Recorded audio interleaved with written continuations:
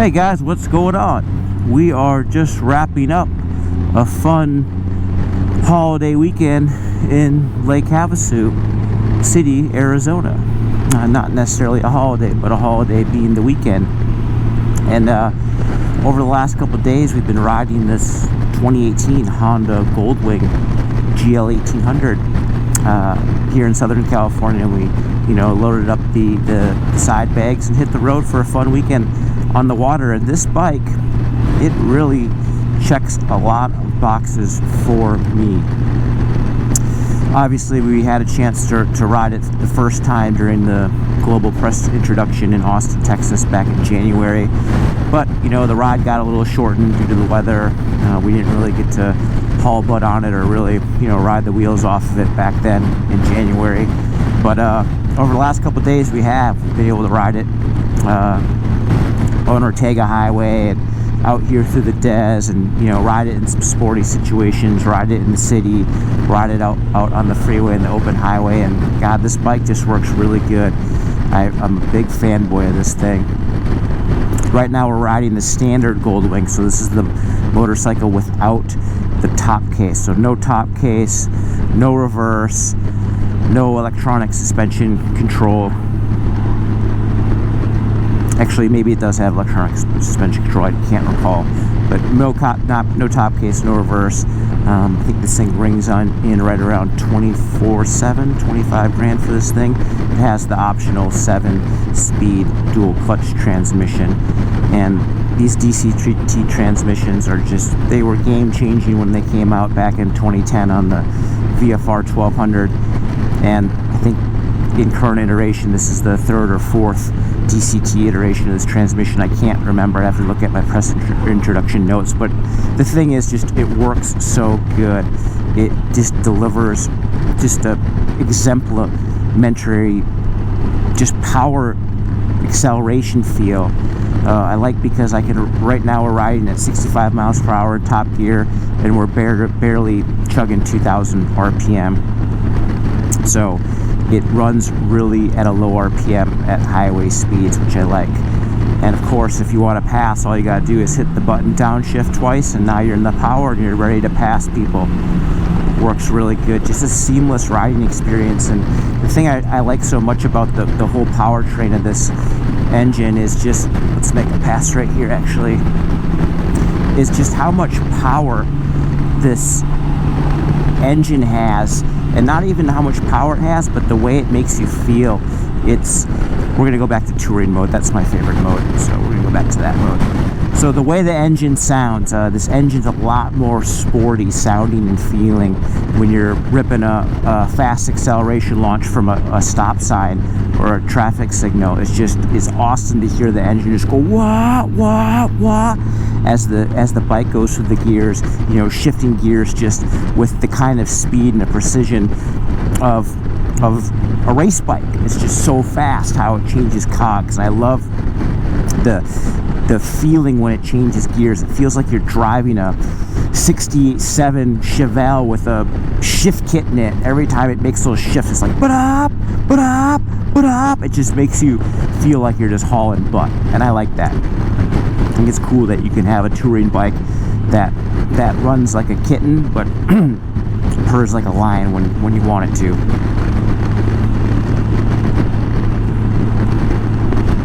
Obviously, electronic windscreen control. There's a lot of creature comforts on this bike, from cruise control to the infotainment center, where we can control all of our music and all of our doodads on this bike, navigation. The one thing probably I have to squawk about this is it's not really so much a squawk, but even riding this thing for 5-6 days now, I still kind of can't remember all the features that this Goldwing has. It has so many features, and the menu system is really logically laid out, but you can't change some stuff while the bike's moving. This function is disabled when the vehicle's in motion. I know it's a safety thing, but it would have been nice if we could have full control over the machine, because look, the display is very high in the cockpit, and you don't really have to take your eyes off the road to read it or use it, which I like. So I wish we had some freedom with that. We did some phone calling over the last couple days, and the quality of the audio is really good. I have the motorcycle actually paired to my Bluetooth headset, so when I make a phone call, it goes from my phone into the bike, and then the bike into my headset, and it sounds really good audio. When I'm riding, people don't even know I'm riding a motorcycle. Let's pass these slugs.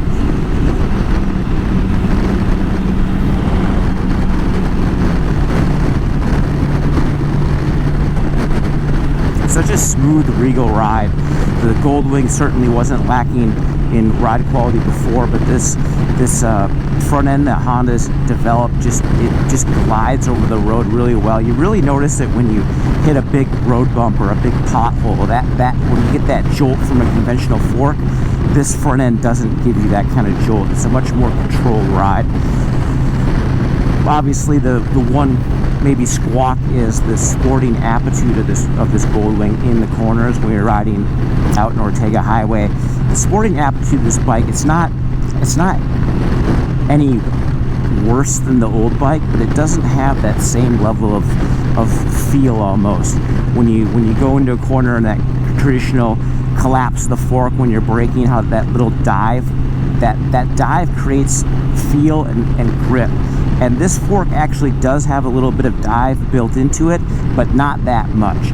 So when you're going and riding in a sporting manner, the front end's going to feel a little bit different than a conventional motorcycle. I'm not going to say it's vague or it's anything like that, because it's not. Basically, it just it won't turn in quite as sharp as the previous Goldwing. Once you're turning, it holds a line perfectly well with great trajectory, but it won't turn inside of itself like the old bike did. But honestly, it's kind of a moot point, because this bike's so much more lighter than the old bike. It's got more power, it's more nimble. It just doesn't have that motorcycle conventional front end bike when you're cornering. But I'll take it just for the improved ride quality you have on the open road here.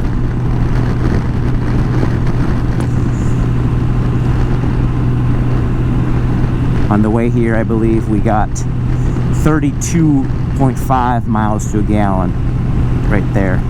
We were driving very fast on the way here, faster than the speed limit says. But, you know, top speed on this bike's right around 112 miles per hour. And when you're riding at that speed, the bike feels really good, really good. Even on a sketchy 2-lane desert highway in the middle of the night, the bike is planted over those roly-polies that would make another bike or even a car kind of unstable or weird feeling. Not this bike. You can go over there full steam ahead. It is very, very nice. I expect we're going to get a little bit better gas mileage, keeping the speed a little bit lower on the way back. Average so far over the last 5-6 days has been right around 40 miles to a gallon. So 40 miles to a gallon. The bike's got a 5.5 gallon fuel tank. I think it's 1.1 gallons less than the old Goldwing, if I recall. And I'm not gonna lie, I wish it had more fuel capacity. This bike isn't a bike that you're gonna just be able to ride and ride and ride. You're gonna have to refuel it quite often. There's a stretch here between Parker and La Quinta or Desert Springs where, you know, you need to get gas at Parker to reach Desert Springs. I mean, you could stop. There's an emergency gas station you could stop at, but it's expensive.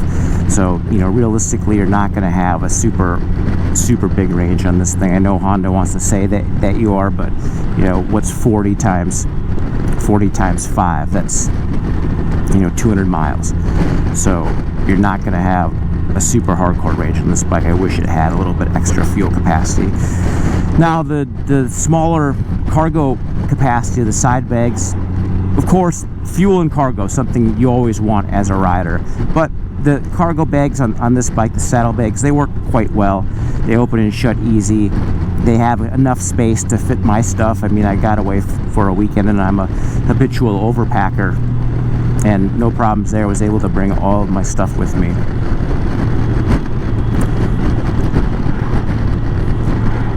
Looks like we got this guy broken down ahead of us or something.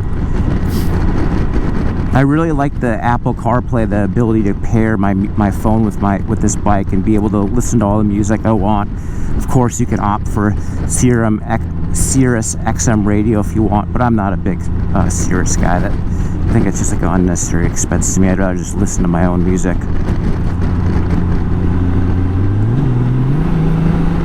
Let's give this guy a pass. While we're at it, let's pass this guy too. Much better. Much better. Volume gets decently loud.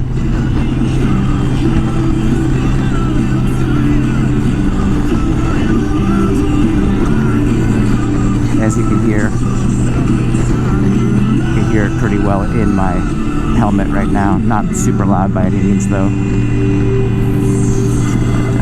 Today's Pulse on Sirius XM. So Honda did a lot of work, reinventing the user interface and simplifying the buttons, removing a bunch of buttons, and it's going to take you a little bit of time to figure out, I'm not going to lie, but it's pretty straightforward once you learn where all the buttons are. The adjustable power modes is just a really handy feature. Sport's almost too much for me. It just makes the bike feel too fast. It's too jumpy. But Tour really is the sweet spot for me. I think that just makes the bike feel great. It still has good get up and go. The throttle response is still smooth, still immediate, but not quite as jumpy as Sport. But if you're a guy or a girl who really likes just a lot of I want it to go, well, you're gonna like Sport mode. Look how beautiful it is out here. Haven't really gotten to play with rain mode or the economy mode. We should actually try that on the way home and just see if it'll net us any better gas mileage, especially when we're cruising. But that's all for now, guys. We're just burning miles on our way to Parker, Arizona. We're gonna make a fuel stop to get across to Desert Hot Springs. But overall, this bike is really good. It's fun, it's fast, it's super comfortable. You can almost think of the new Goldwing like, really, it's not like a full luxury touring dresser kind of bike. It's more of like a oversized FJR 1300, like a supersized sport touring bike.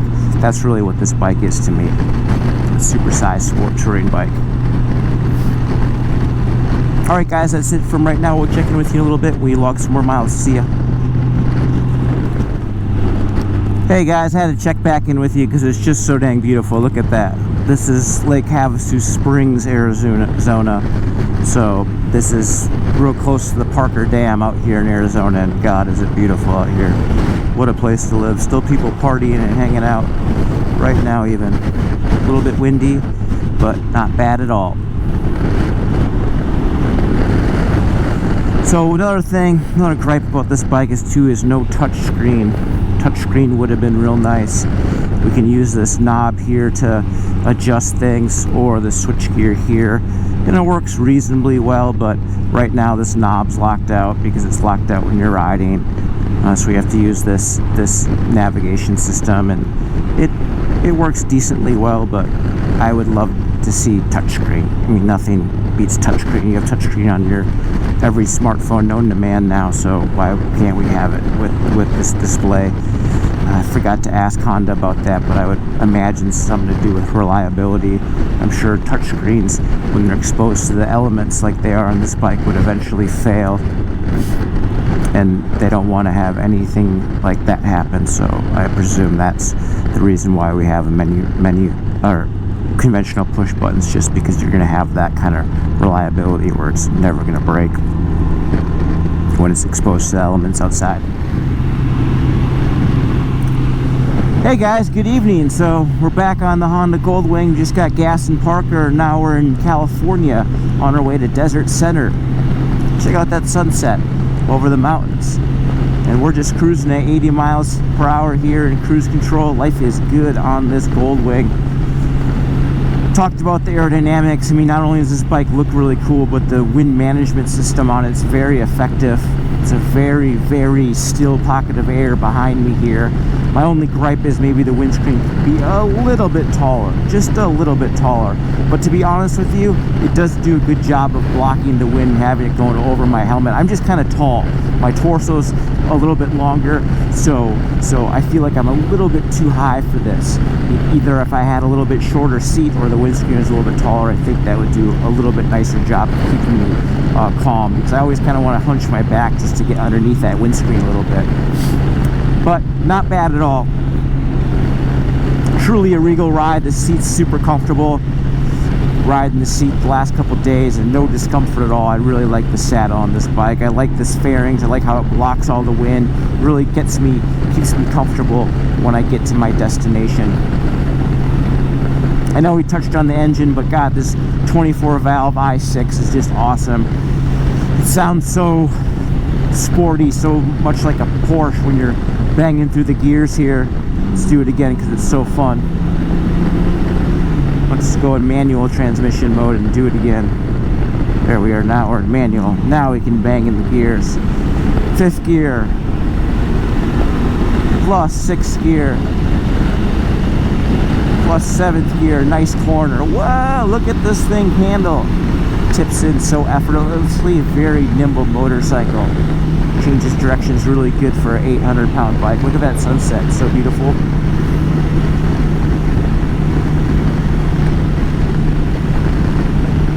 Three-year warranty on this bike with an option to extend it to 5 years for 8 years in total. Can you believe that? Buy a brand new 2018 motorcycle with an 8-year warranty. You can ride it till the wheels fall off till 2026 and you don't ever have to worry about anything breaking. And if it does, American Honda's going to fix it for you for free. Unbelievable. Got my speed a little carried away. That's the thing with this bike, it's so smooth that your speed can really actually kind of get carried away just because you're going so fast. It's so smooth. I like how you can shift between manual and auto. We're going to go back to auto mode. Let the machine take care of the shifting for us when we have to shift again.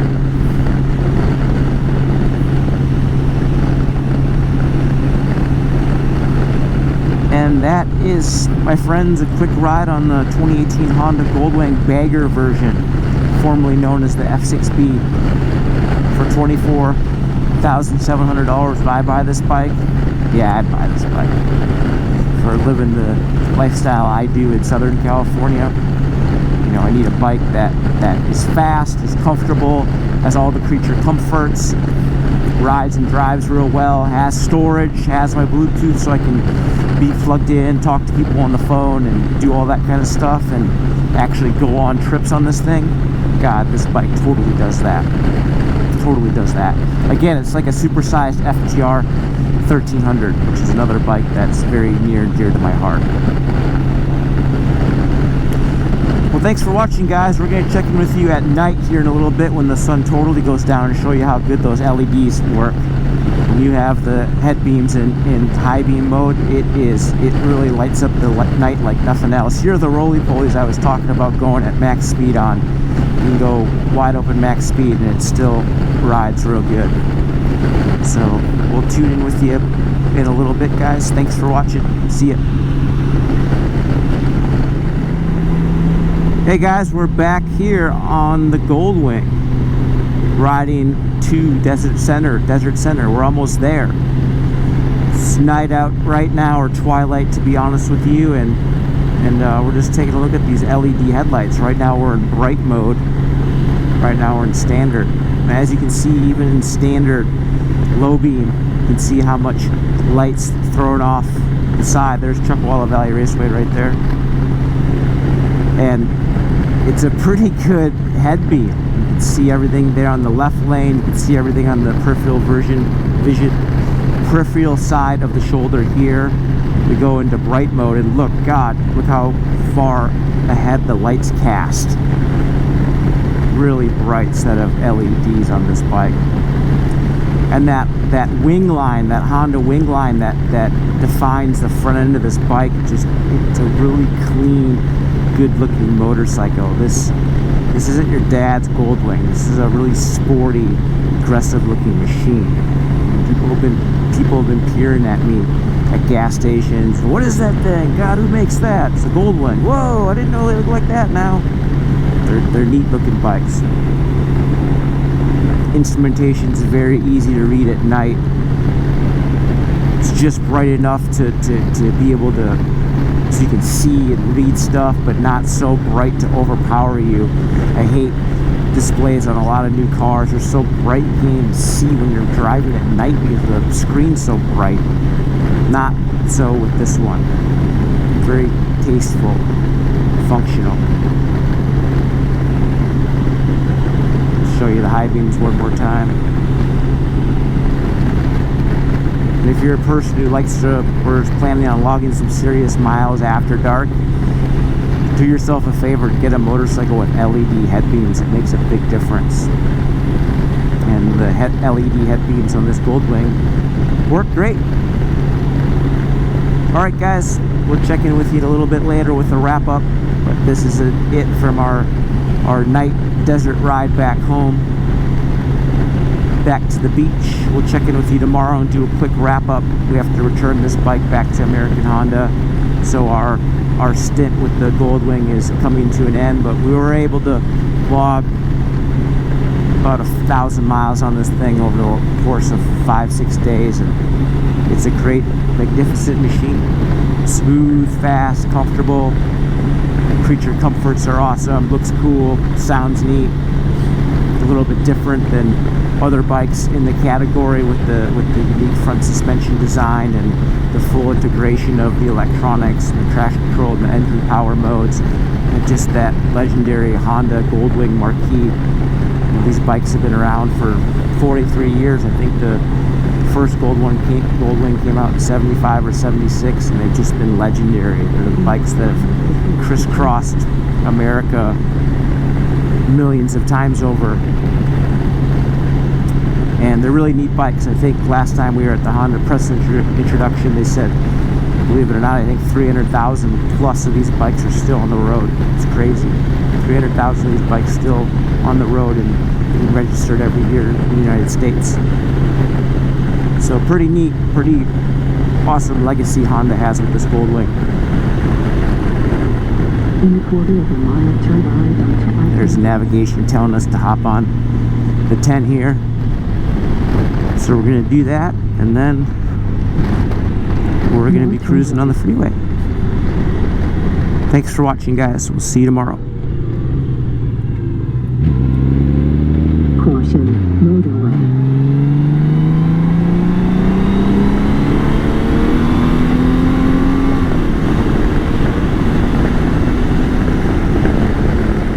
Alright guys, just because I can't stop talking about this Goldwing, we're going to talk about it some more.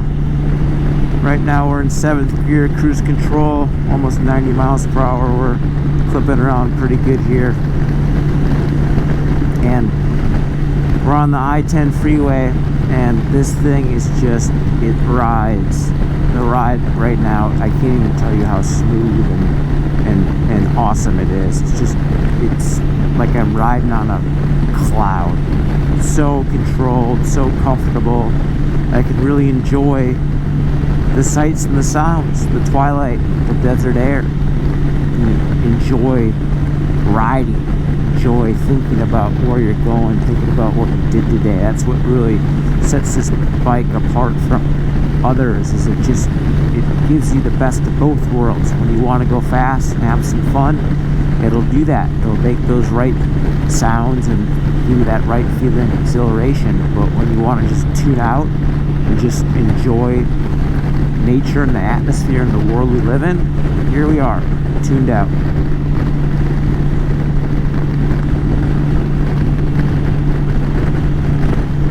Some slow guys going here in the left lane. Don't normally advise people to pass on the right like this, but you gotta do what you gotta do when yahoos are on the freeway.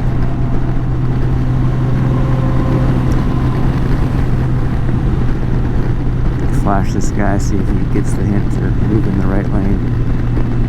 Probably not. So we'll just pass it.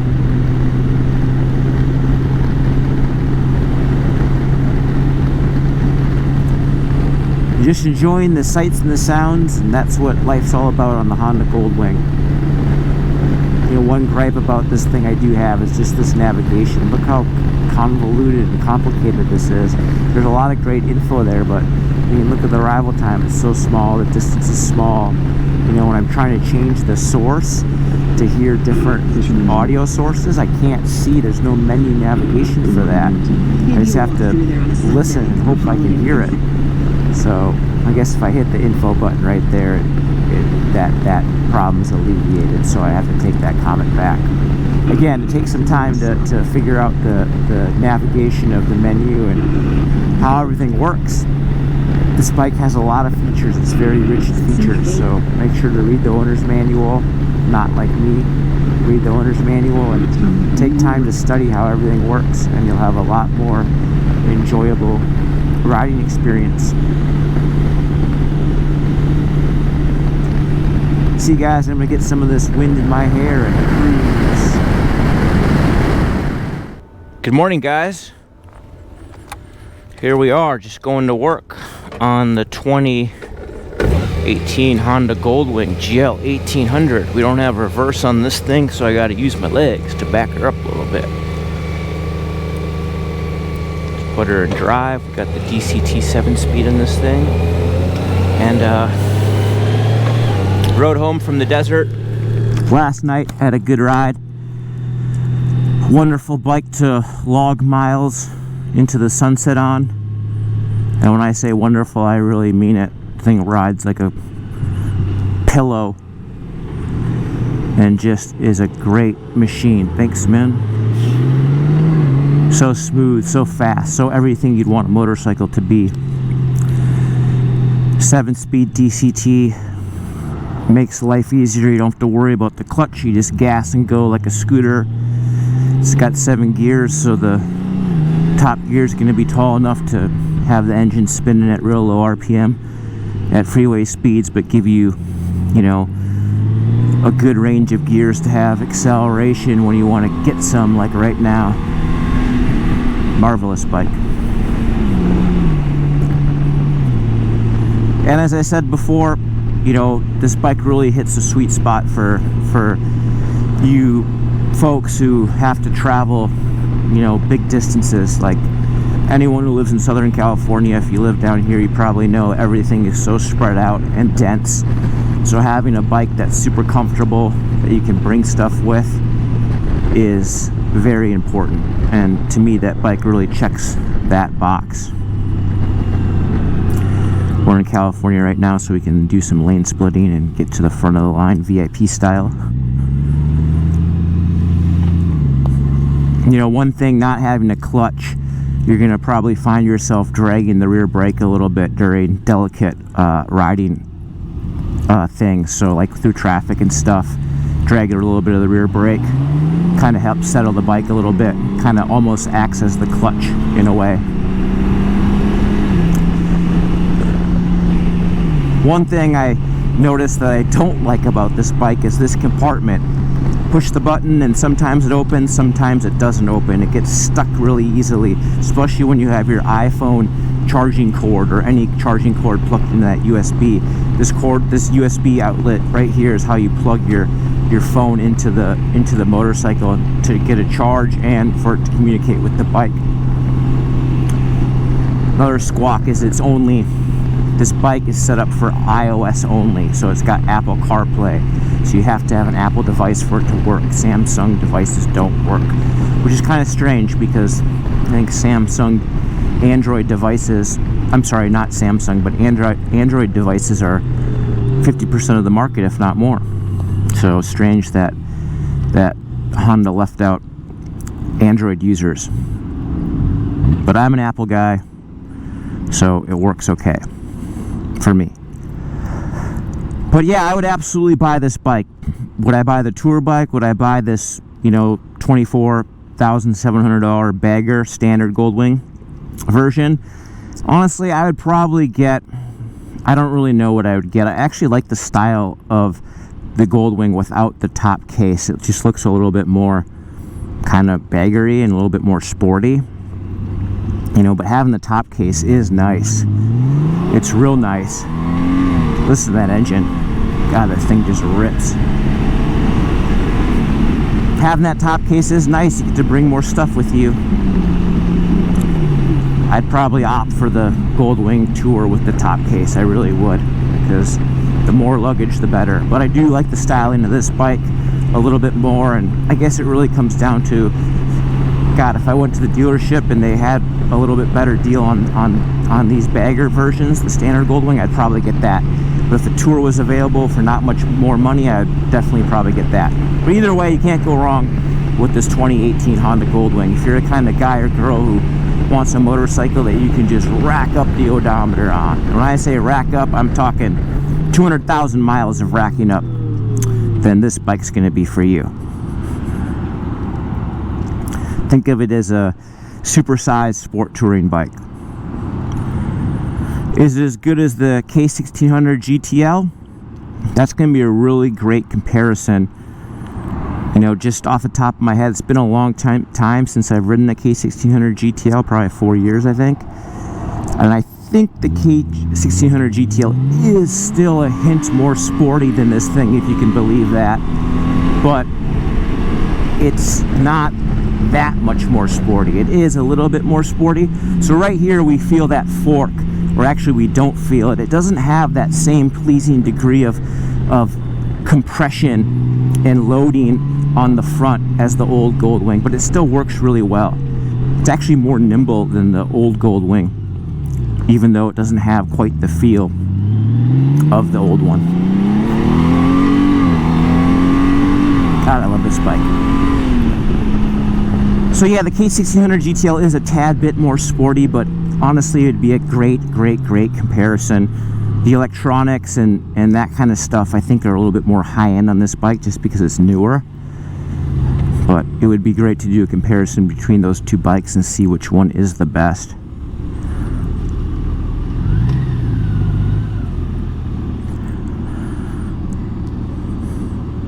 But that's it, guys. That's a quick review of the Honda GL 1800. Thanks for watching.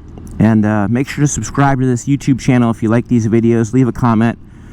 Also remember, I'm working over at Motorcyclist Magazine, motorcyclistonline.com, and Motorcyclist Magazine, the print version.